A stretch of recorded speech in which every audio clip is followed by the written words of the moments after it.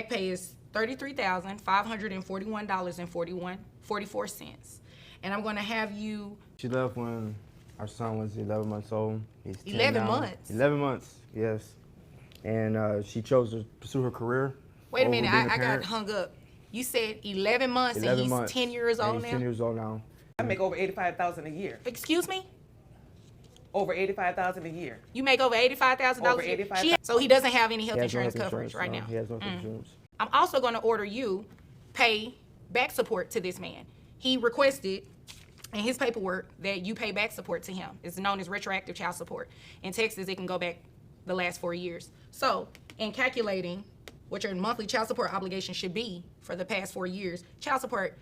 As long as he get a job and stop living off of me. You know what, ma'am? He can't be living off of you if you haven't given him anything consistently. That's according to him. Okay, well, you haven't provided me with anything different.